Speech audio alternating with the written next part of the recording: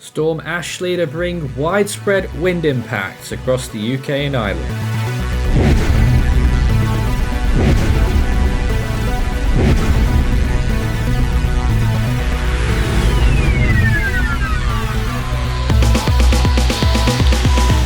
So it's the first named windstorm of this winter season, and it is named Ashley, and there's a lot to it. A massive bulk of cloud churning up towards our islands today, currently at 47.2 degrees north, 23.3 west, moving at a fair rate of knots towards the northeast, and will be affecting the coast of Ireland by the time we get to tonight. 65 mile per hour winds at present, 105 kilometers per hour, with a pressure estimate of 968 millibars and deepening rapidly. Moving northeast at around 46 miles per hour, 74 kilometers per hour, pretty normal for this area for storms to be heading that quickly. That's all update as of 3 p.m. Obviously our time here.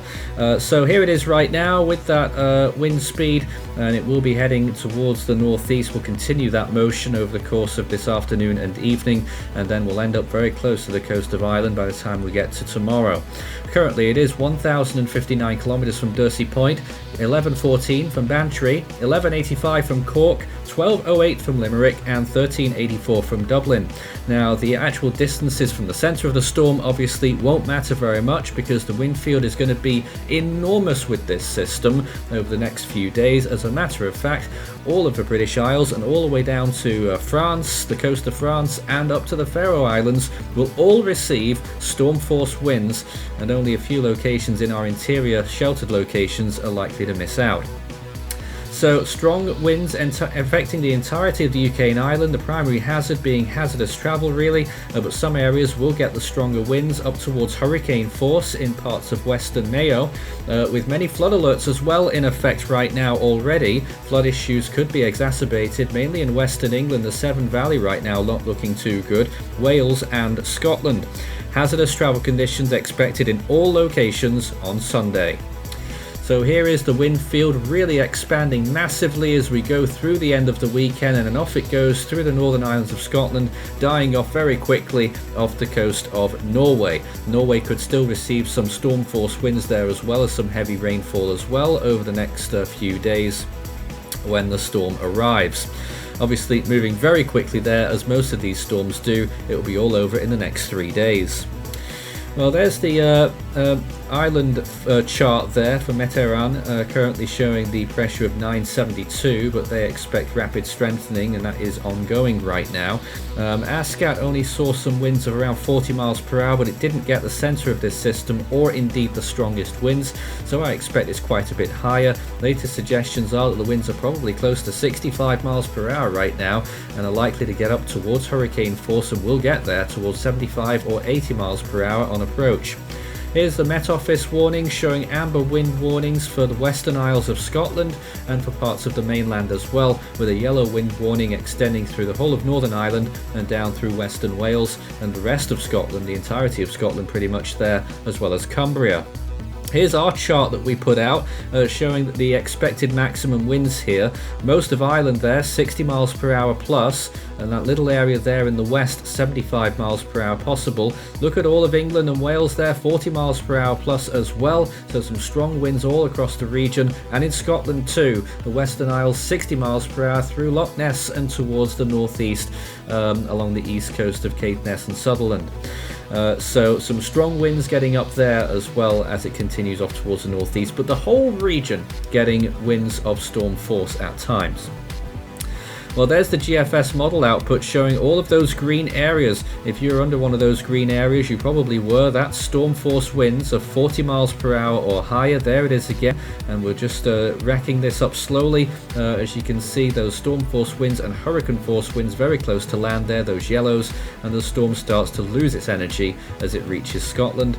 But as we watch it one more time, you'll also see the coast of France there getting some strong winds there as well, up up towards Belgium, the Netherlands, up to Denmark and Norway, the whole Western European region being battered by this storm as its tail end there really pushing through in the next couple of days.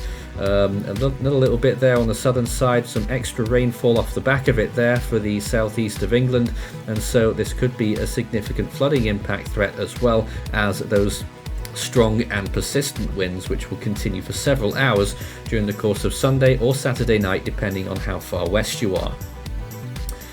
There it is again. Most of that rainfall will have left by the time we get to the end of the 21st. That of course is the end of Monday.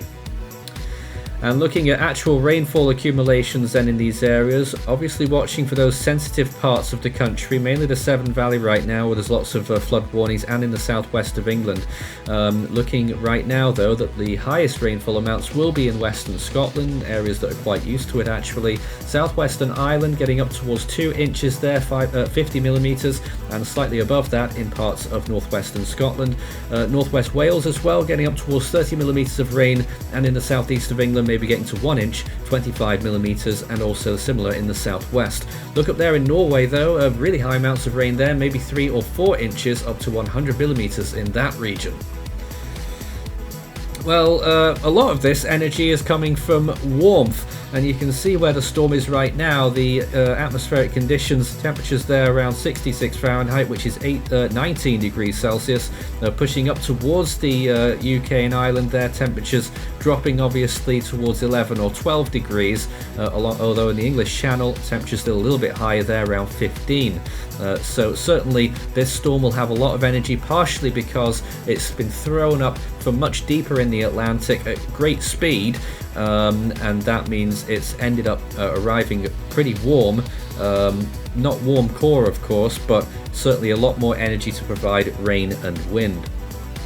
Well, here's the latest satellite imagery. You can see it evolving there over the last few hours. There's a secondary low pressure system off to its western side, and that will all get swallowed up into one over the next 24 hours. And you can see a little bit of a fracture going on there. That's because of those two low pressure systems. Here's a view from the GOES-16 satellite looking right out over there towards the limb of the Earth. And you can see just it's an atmospheric river that's being thrown up here from the subtropical zone.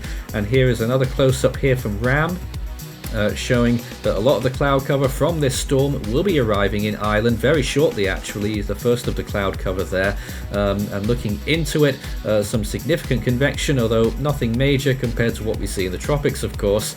And then looking at the view across the UK and Ireland here, a band of cloud from the previous system still pushing on through. That caused some locally high winds, mainly in western Scotland and northern Scotland earlier today, and winds of around 20 miles per hour elsewhere in a few areas. And that front is moving off, still producing some rain in eastern England there. You can see a big stack of rainfall, mostly dying off though, and a few small showers over western Ireland. This storm is on the way, impacts likely.